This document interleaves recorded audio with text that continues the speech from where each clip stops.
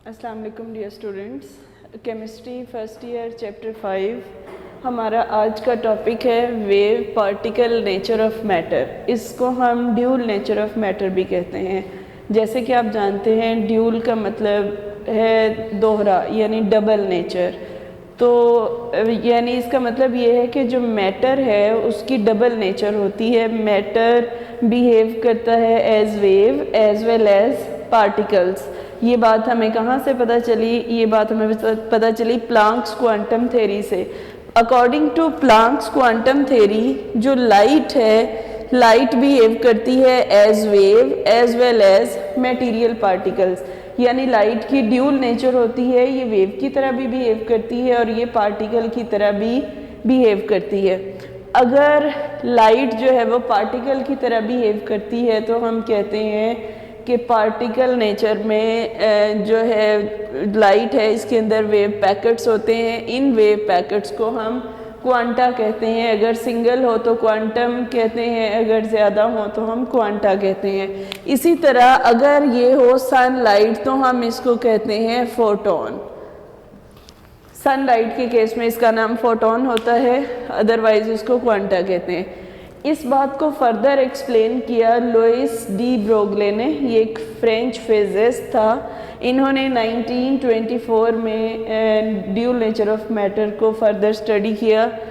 इन्होंने बताया कि जो मैटर पार्टिकल्स होते हैं इनके अंदर दो तरह की करैक्टरिस्टिक्स होती हैं। They behave like waves and they behave like material particles. जितने भी मूविंग ऑब्जेक्ट्स होते हैं, moving objects like electron, proton, neutron, कोई भी स्टोन हो सकता है, वो बॉल हो सकती है जिसका मैस हो। ये जो वेव, अगर ये वेव की तरह बिहेव करते हैं तो इनके अंदर वेव की कुछ करैक्टरिस्टिक्स होनी चाहिए। लाइक इनकी वेवलेंथ होनी चाहिए, इनकी फ्रीक्वेंसी होनी चाहिए, इनका वेव नंबर होना चाहिए, एनर्जी होनी चाहिए। अगर ये मटेरियल पार्टिकल्स की तरह बिहेव करते हैं तो हमने चैप्टर 5 के स्टार्ट में पढ़ा था प्रॉपर्टीज़ ऑफ कैथोड रेज में कि मटेरियल जो कैथोड रेज हैं वो मटेरियल पार्टिकल्स हैं क्योंकि ये पैडल व्हील को रोटेट कर सकती हैं। It means they possess momentum. तो हमने कहा कि अगर ये वाले तमाम पार्टिकल्स मटेरियल पार्टिकल्स की तरह बिहेव करते हैं तो दे शुड पोजेस मोमेंटम। अगर ये वेव की तरह बिहेव करते हैं तो इनके अंदर वेवलेंथ, फ्रीक्वेंसी और वेव नंबर जैसी करैक्टरिस्टिक्स होनी चाहिए। अगर ये मटेरियल पार्टिकल्स की तरह बिहेव करें तो इनके पास मोमेंटम होना चाहिए। मतलब they must have mass and they should have velocity. इन्होंने जो डी ब्रोगले थे, इन्होंने एक मैथमेटिकल एक्सप्रेशन दिया that is lambda is equal to h over m v. यहाँ पर लैम्डा क्या है? डी ब्रोगलेज वेवलेंथ है, h is Planck's constant, m is the mass of particle and v is the velocity of particle. यहाँ से हम ये conclude करते हैं कि जो लैम्डा है यानी वेवलेंथ है that is inversely proportional to the momentum. Product of mass and velocity is called momentum. तो जो लैम्डा है वो मोमेंटम के इनवर्सली प्रोपोर्शनल है। हम ये भी कह सकते हैं कि जो वेवलेंथ है यहाँ पर it is inversely related to the mass of that object. अगर मास ज़्यादा होगा तो उससे जो एसोसिएटेड वेव्स होंगी उनकी वेवलेंथ छोटी होगी, और अगर जो है वो मास कम होगा तो वेवलेंथ बड़ी होगी। उसके बाद हम देखते हैं कि according to Planck's quantum theory, Planck's quantum theory के according E is equal to h nu. उसके बाद है आइंस्टाइन की जो मैस एनर्जी इक्वेशन है, according to Einstein E is equal to m c square. अगर हम इक्वेशन 1 और 2 को इक्वेट करें तो हम कहेंगे कि इनकी अगर लेफ्ट हैंड साइड्स बराबर हैं तो इनकी राइट हैंड साइड्स भी बराबर होनी चाहिए। हमने इन दोनों इक्वेशंस को इक्वेट किया। इक्वेट करने से h nu is equal to m c square आया हमारे पास।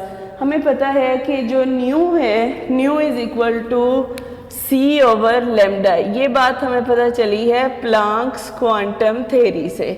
हमने ये वाली वैल्यू इधर पुट की तो ये जो सी है ये सी स्क्वायर से कैंसिल हो गया।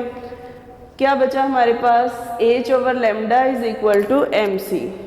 एच इज इक्वल टू, हमने चूंकि लैम्डा फाइंड करना है तो यहाँ पर लैम्डा डिवाइड हो रहा है, इधर जाएगा तो मल्टीप्लाई होगा, h is equal to lambda into m c. यहाँ से हम लेमडा फाइंड करना चाहते हैं तो एम सी इधर आके डिवाइड हो जाएगा। अगर तो फोटोन है तो फोटोन के लिए ये एक्सप्रेशन होगा lambda is equal to h over m c. अगर दूसरा कोई पार्टिकल है तो उसकी वेलोसिटी को हम वेलोसिटी ऑफ लाइट तो नहीं कह सकते, यहाँ पर c is the velocity of light, तो उसकी वेलोसिटी को हम v से ही लिखेंगे। उसके लिए हम जो एक्सप्रेशन यूज़ करेंगे that will be lambda is equal to h over m v. तो डियर स्टूडेंट्स, अगर हमारे पास फोटोन है तो उसके लिए एक्सप्रेशन ये होगा, for all the other particles expression ये होगा। यहाँ से भी हम कंक्लूड करेंगे कि जो वेवलेंथ है that is inversely related to momentum. ये जो इक्वेशन डिराइव की है हमने, हम इसको डिफरेंट पार्टिकल्स के ऊपर अप्लाई करेंगे, like electron, proton, alpha particles and stone. तो फिर हम देखेंगे क्या ये जो बात है डी ब्रोगले की कि इनके अंदर वेव्स भी होती हैं और ये मटेरियल पार्टिकल्स भी हैं, क्या ये बात दुरुस्त है। इलेक्ट्रॉन के ऊपर अगर अप्लाई करें तो हम कहते हैं कि हमारे पास ये एक एटम है, एटम के अंदर न्यूक्लियस है और एक इलेक्ट्रॉन है which is revolving with velocity v। Velocity कितनी है 2.188 इंटू 10⁻6 मीटर पर सेकेंड, और उसका जो मैस है दैट इज़ 9.1 इंटू 10⁻31 किलोग्राम्स, और प्लांक्स कांस्टेंट की ये वैल्यू है 6.62 इंटू 10⁻34 जॉल सेकेंड्स। हमने ये सारी वैल्यूज़ इस एक्सप्रेशन में पुट की हैं और हमारे पास जो आंसर आया है वो है 0.33 नैनोमीटर। हम इसको लिख सकते हैं 0.33 इंटू 10⁻9 मीटर। ये जो वेवलेंथ हमारे पास आई है, this wavelength is comparable to the wavelength of X rays. तो हम कह सकते हैं कि इसको मैयर किया जा सकता है, ये मैयरेबल है क्योंकि ये एक्स रेज की वेवलेंथ वाली रेंज में आती है, तो इस वेवलेंथ को हम मैयर कर सकते हैं। नेक्स्ट टॉपिक है, नेक्स्ट जो एप्लीकेशन है दैट इज़ फॉर प्रोटॉन। हम देखते हैं कि जो लेमडा है हमने फाइंड करना है फॉर प्रोटॉन।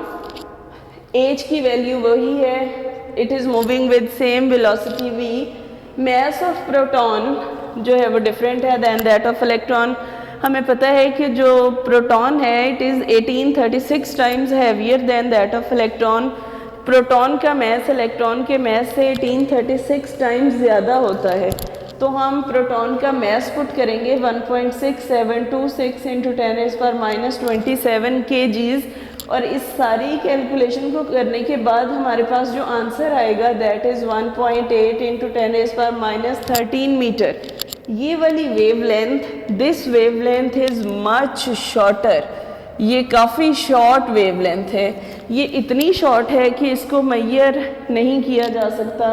हम कहते हैं कि प्रोटॉन इज़ 1836 टाइम्स हैवियर क्योंकि वेवलेंथ और मैस इन्वर्सली रिलेटेड हैं। मैस जितना ज़्यादा होगा वेवलेंथ उतनी कम आएगी, तो प्रोटॉन का मैस इलेक्ट्रॉन के मैस से 1836 टाइम्स ज़्यादा है, तो प्रोटॉन के लिए जो डी ब्रोगले वेवलेंथ होगी that will be 1836 times less than that of electron.